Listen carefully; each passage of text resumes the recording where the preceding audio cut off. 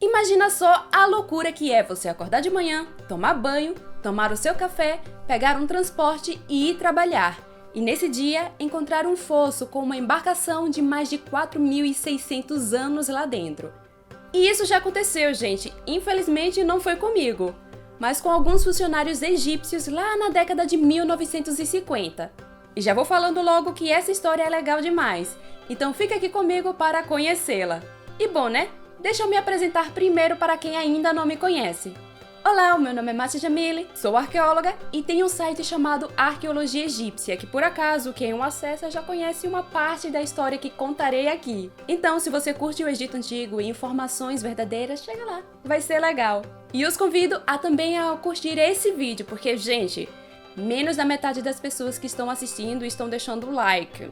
É só clicar na mãozinha ali, ó. Esquece não. E também quero falar que esse vídeo está sendo patrocinado por quem?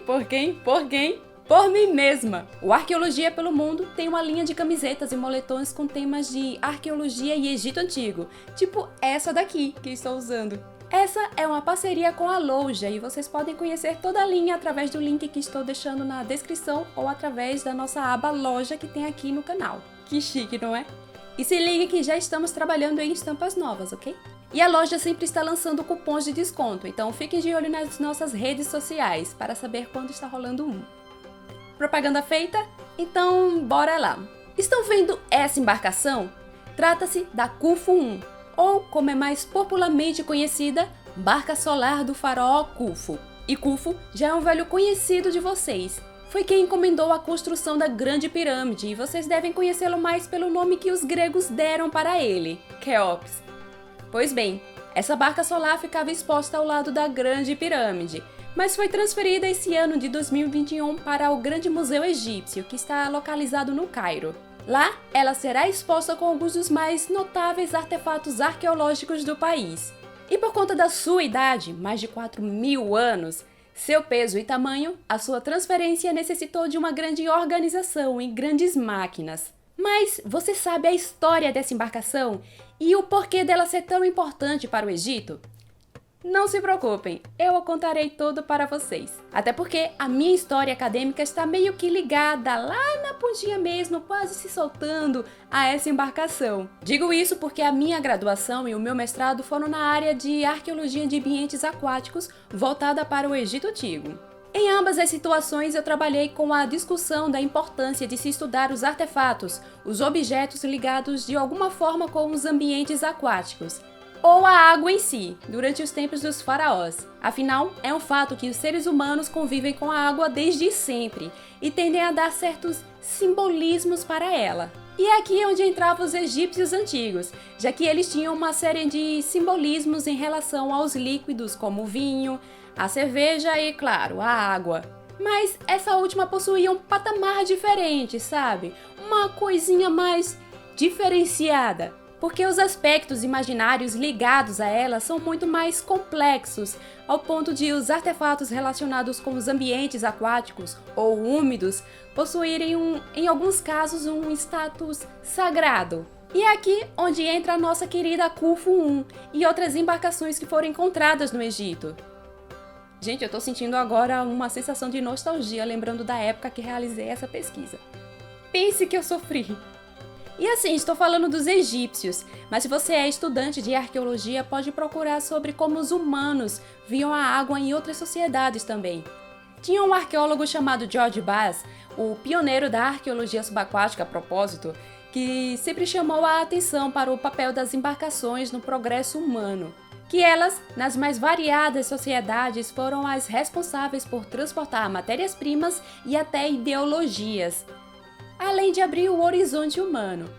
Você mesmo que está assistindo a esse vídeo e que mora próximo a algum grande rio, de uma praia ou uma ilha, se você for para algum museu ou olhar construções antigas, ou até mesmo comemorações religiosas locais, você verá algo relacionado com a água. Se encontrar, coloque aqui nos comentários. Já em relação aos sítios arqueológicos egípcios, é possível encontrar desenhos representando embarcações já há mais de 5.000 anos, durante o pré-dinástico, que é um período antes do governo dos faraós. E isso continua a ocorrer durante a época dos faraós, através de pequenas maquetes ou embarcações de fato. Um ótimo exemplo, sem dúvidas, é justamente a barca solar do rei Khufu. Mas Márcia, é claro que os egípcios teriam uma ligação especial com a água, afinal, eles viviam no meio do deserto. De fato, jovem gafanhoto, mas a questão aqui é toda a simbologia que foi criada ao redor do que representava a água. Vocês poderão saber mais sobre essas simbologias através do vídeo que deixarei aqui no card, onde comento sobre a minha pesquisa na época da universidade. Fecha? Mas vamos falar agora especificamente da barca solar de Khufu. Por que ela é importante? Para que ela servia? Bom, a barca solar de Khufu é uma embarcação em madeira que possui mais de 4.600 anos, ou seja, é uma das mais antigas, se não a mais antiga do mundo. Ela foi encontrada em 1954, desmontada dentro de um fosso escavado ao lado da Grande Pirâmide, que é a sepultura do rei Khufu. A descoberta foi feita durante uma limpeza de rotina nos arredores da Grande Pirâmide, quando a equipe encontrou uma parede de calcário e pensaram ser um muro que um dia cercou a Grande Pirâmide. Então, entra em cena o arqueólogo egípcio Kamal El-Malak, que agora, realizando uma pesquisa de arqueologia, descobriu que aquela parede não era um muro coisíssima nenhuma. Eles tinham acabado de escavar 2 fossos datados da época dos faraós, e tinha mais surpresas. Cada fosso possuía uma pilha de tábuas de madeira de cedro. E quando analisaram essas coisas, notaram que eram em cada fosso embarcações desmontadas. Eles tinham acabado de encontrar a Khufu I e a Khufu II. Espera, Márcia, então o rei Khufu foi enterrado não com uma, mas com 2 embarcações? Exatamente! Mas a mais famosa é a Khufu I, porque foi a única montada ainda naquela época. Porque não viram a necessidade de tirar a outra do seu repouso. Deixando a Khufu II de lado, era o momento de dar atenção para a Khufu I. O passo seguinte foi pensar no trabalho de restauro e montagem dela. Então, o restaurador egípcio Hagi Ahmed Youssef Mustafa foi o escolhido para essa grande responsabilidade. E vou abrir um parênteses aqui para falar o quanto admiro o trabalho dos restauradores. Eles são muito corajosos. Tem arqueólogo que se acha corajoso por entrar no mato cheio de pulgas. Corajoso é o restaurador que pega uma obra antiga e consegue ter o sangue frio para restaurar ela. Se fosse eu, não ia prestar como restauradora. Voltando aqui para a barca, quando os pesquisadores retiraram todos os pedaços da embarcação de lá do fosso, tomaram um susto quando contaram o número de peças que tinham lá dentro. Ela foi montada com 1.224 peças, onde estão as tábuas de madeira, cordas de linho e esteiras de junco, tudo material orgânico, o que tornaria a sua conservação um desafio. E você aí achando que seria difícil montar o castelo de Lego do Harry Potter. Bom, falei há pouco que para o trabalho de montagem foi contratado o restaurador egípcio Ahmed Youssef. A questão é que, apesar da sua ampla experiência de 20 anos trabalhando na restauração de tumbas tebanas, o Ahmed acreditava que seus conhecimentos eram limitados em relação à montagem desse barco milenar. Afinal, vamos lembrar, uma descoberta dessa nunca tinha sido feita antes. Imagine só, a pressão, minha gente. Ele até chegou a comentar sobre isso, falando o seguinte: senti-me ansioso e cheio de receio. Não sabia absolutamente nada sobre construção de barcos e parecia que aquele trabalho necessitava mais de um carpinteiro ribeirinho do que um restaurador. Pois é, gente, tenso. Para conseguir mais segurança e conhecimentos, ele, durante 3 meses, visitou artesãos locais e fez modelos de navios em escala, para praticar a tarefa que o esperava no platô de Giza, a área das pirâmides, onde tinha sido montado um galpão para a realização do trabalho. Foi lá onde todas as madeiras foram fotografadas e catalogadas, e as esteiras de juncas e cordas de linho tratadas com resina, para que não se desmanchassem. Porém, apesar dos esforços de Ahmed, ele não conseguiu descobrir uma maneira de montar o grande barco. Vejam bem, no Egito atual ainda é possível encontrar os pequenos barcos de papiro que os antigos egípcios faziam, mas não as grandes embarcações. Então, o que o Ahmed pensou? Vou tentar montar as peças de acordo com a ordem que elas foram postas dentro do fosso. A ideia na prática era sim boa, mas estamos falando de uma embarcação que não era vista há séculos, se brincar há milênios. É você montar um enorme quebra-cabeças sem aquela imagem guia que tem na caixa, sabe? Experimenta fazer exatamente isso, só que com mais de 1000 peças de madeira. Por isso que o Armed e sua equipe precisaram iniciar e reiniciar o processo de montagem 4 vezes. Mas, finalmente, a sorte sorriu para Armed e equipe, porque dentre o pessoal que estava trabalhando na montagem, um dos ajudantes notou alguns detalhes sutis, mas que no final fizeram toda a diferença. Ele percebeu que justamente as peças que se encaixavam perfeitamente possuíam símbolos comuns que poderiam servir como guias. Tipo, era um símbolo em uma peça e o mesmo símbolo na outra peça, e essas peças se encaixavam perfeitamente. Basicamente, os egípcios antigos deixaram a dica de como montar aquela grande embarcação. E foi assim que finalmente a grande barca do rei Khufu foi montada. Ao final de 16 anos de trabalho, a embarcação estava completa. E foi essa forma que apareceu, uma barca estreita e comprida, desenhada pelos antigos engenheiros imitando o formato dos pequenos barcos de papiro. Outro detalhe é que a embarcação inteira não utilizou nenhum tipo de metal para sua fixação. Os operários da antiguidade fizeram uso das cordas de linho, o que atesta uma maestria na construção naval faraônica. Algo realmente incrível. Mas a pergunta que não quer calar é: por que a Khufu I e a Khufu II foram enterradas ao lado da pirâmide do seu antigo dono? Não se sabe exatamente o motivo delas terem sido sepultadas ao lado da pirâmide. Alguns acadêmicos sugerem que ela fez parte de uma frota pessoal do faraó. Outros acreditam que ela tem um valor simbólico. Eu, como uma pessoa cujas conclusões de curso foram relacionadas com a arqueologia de ambientes aquáticos, creio que foram os dois casos. Isso porque os antigos egípcios acreditavam que o deus Sol navegava pelo céu usando uma barca, fazendo assim a mudança do dia para a noite e vice-versa. E as barcas serem sepultadas ao lado da pirâmide possivelmente foi um apelo simbólico a esse mito. Até porque foi justamente por aí, nessa época, que os reis passaram a ser associados mais fortemente com Ra, o deus Sol. E Ahmed, o restaurador, ainda foi mais além, apontando que é até possível que essa barca pode ter transportado o corpo de Khufu de Mênfis, capital do Egito na época, para Giza, e no final, como uma relíquia sagrada, foi guardada próximo à sua pirâmide. Se essa proposta for real, o corpo do dono da grande pirâmide esteve ali dentro um dia. E sobre as embarcações terem sido de fato utilizadas durante a vida do rei, é que nas madeiras existem marcas de uso, indicando que ela foi deixada por muito tempo na água, devido ao desgaste por fricção das cordas com a madeira inchada, pelo contato com a água, né? Mas vamos tirar um pouco da atenção da Khufu I por hora e olhar a Khufu II. Vamos lá, gente, ela merece. Na época em que a Khufu I estava sendo montada, os pesquisadores não viram sentido em retirar a Khufu II do seu fosso. Afinal, ela estava de boas lá, segura e possivelmente ela era muito parecida com a Khufu I. Então, se fosse para pesquisar, usariam só uma mesmo. No entanto, em 1987, a National Geographic Society, em uma parceria com o governo egípcio, examinou esse segundo fosso com as melhores das intenções. Mas isso acabou comprometendo a área do sítio arqueológico, o que resultou na penetração de animais no local. E o que os bichinhos fazem? Muito cocô e roem matéria orgânica. Então, em 2008, uma equipe japonesa da Universidade de Waseda, liderada pelo arqueólogo Sakuji Yoshimura, inseriu uma pequena câmera no fosso para avaliar as condições do artefato que, não estavam muito boas não. E somente em 2011 foi decidido retirar o barco do seu local original. A retirada foi feita também pela Universidade de Waseda, juntamente com o Instituto Japonês para Investigação e Restauração.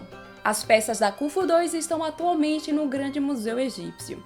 A próxima pergunta é: quem construiu esses fossos? Quem mandou construir, sinceramente, a gente não sabe, mas quem mandou colocar as embarcações lá e lacrou o local provavelmente foi o rei de Gedefra, que nada mais foi que o filho e sucessor de Khufu. O que vocês estão vendo agora são inscrições feitas com grafite do nome de Gedefra. Elas foram escritas em um dos blocos de calcário do fosso da Khufu I. Agora, com a Khufu I montada, ela estava pronta para a exposição. E o espaço escolhido foi um museu construído exclusivamente para ela, sobre o fosso onde esteve por séculos. É o Museu da Barca Solar que, em vez de sorrisos, acabou se tornando alvo de críticas por anos, porque estragou a paisagem arqueológica da região, além de não possuir os equipamentos necessários para manter a segurança do grande artefato e sua manutenção.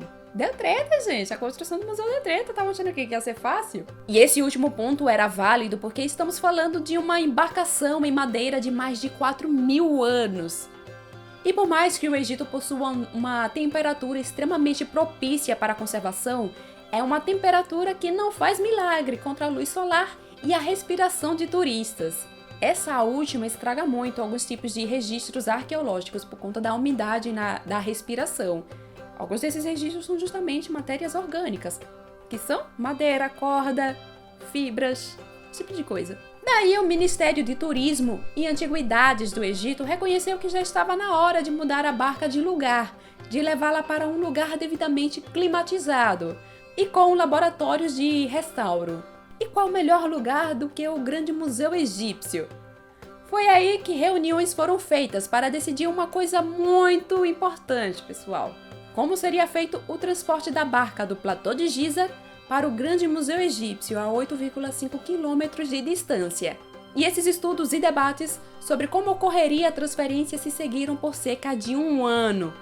Não foi brincadeira. Algumas sugestões foram dadas, como, por exemplo, desmontar toda a embarcação e remontá-la num Grande Museu Egípcio. Porém, essa ideia se mostrou arriscada. Por fim, optaram mover o barco inteiro. Essa foi vista como a única solução adequada. Mas como fazer isso? Estamos falando de mais de 1.200 peças de madeira que foram unidas com cordas milenares. Tudo isso formando uma embarcação de 43,6 metros de comprimento, 5,9 metros de largura e 45 toneladas. Todos os passos teriam que ser calculados com muito, mas muito cuidado. Foi quando veio a proposta de se usar um veículo especializado controlado remotamente. Advindo da Bélgica, ele contém uma tecnologia que absorve vibrações e se adapta às mudanças no terreno. Tal proposta foi aprovada e foi decidido que a barca faria sua viagem em agosto de 2021. Agora, né? Mas antes da ideia ser posta em prática, 3 simulações foram realizadas nos meses anteriores à viagem real, para garantir que tudo funcionasse perfeitamente bem. E uma empresa de engenharia, a B6 Orascom Construction, que também foi a responsável pela construção do Grande Museu Egípcio, foi contratada para organizar e realizar o transporte que teve início no dia 5 de agosto. E só teve fim na manhã do dia 7. De acordo com os comunicados para a imprensa, todo o processo, retirando as devidas pausas, claro, teve a duração de 48 horas. Pois é. O passo a passo foi o seguinte: a operação começou na quinta-feira, 5 de agosto, com a retirada cuidadosa da barca, de dentro do museu para dentro de uma gaiola de aço com 60 toneladas, feita sob medida para a operação. Essa retirada foi feita com o uso de um transportador modular autopropelido e exigiu levar em consideração vários fatores locais, a exemplo da velocidade do vento durante a manobra da relíquia até a gaiola e da gaiola até o caminhão. Ou seja, teve muita ciência envolvida, onde arqueólogos e engenheiros colaboraram entre si. Já o transporte propriamente dito começou na sexta-feira, 6 de agosto.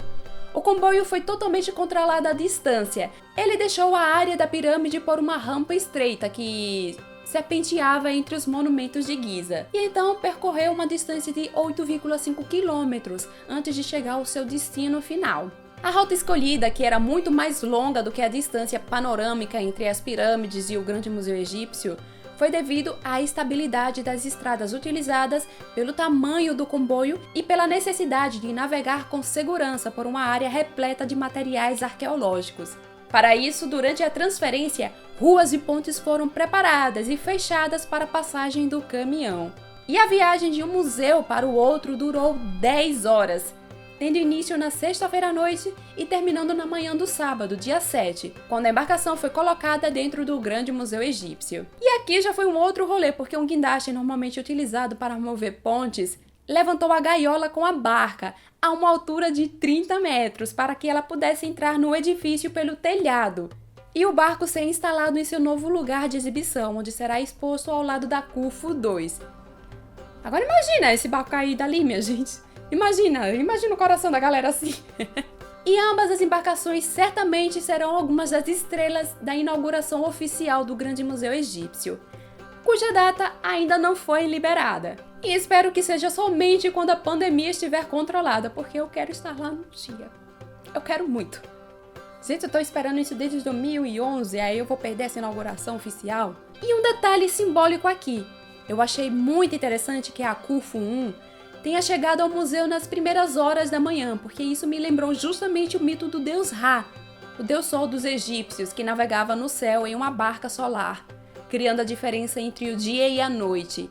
E o amanhecer era justamente o momento em que Ra e sua barca saíam do corpo da deusa Nut, trazendo assim um novo dia. Não sei se foi a intenção do Ministério de Turismo e Antiguidades, mas meio que ficou simbólico a chegada da barca pela manhãzinha, porque meio que remeteu ao antigo mito, meio que ela trouxe o alvorecer para o Museu Egípcio. Eu achei isso bem legal, para falar a verdade. Espero que vocês tenham curtido essa história incrível que foi a descoberta das embarcações do rei Khufu. E que saiam daqui sabendo que os artefatos ligados à arqueologia de ambientes aquáticos merecem tanta dedicação quanto qualquer outro tipo de artefato. E que nem sempre esses artefatos precisam estar justamente naufragados para nos contar algo sobre o passado. E assim, as descobertas arqueológicas lá no Platô de Giza não param. Sempre há algo novo para se descobrir ou para complementar a história. Por exemplo, em 2017, uma tábua de madeira de 26 metros foi desenterrada próximo à Grande Pirâmide, a 3 metros de profundidade, e acredita-se que ela um dia fez parte da Khufu 2. Demais, não é? Bom, gente, se você chegou aqui é porque curtiu esse vídeo, então que tal indicá-lo para os seus amigos e deixar um like? E você pode fazer parte do clube do Arqueologia pelo Mundo também. É só clicar no botão Seja Membro que tem aqui embaixo. Ou pode também ser o nosso apoiador no Catarse. E lembre-se das nossas camisetas na loja. O link está no nosso comentário fixado, assim como todas as fontes e dicas de leituras para esse vídeo. Certinho? Vou ficando por aqui e até mais!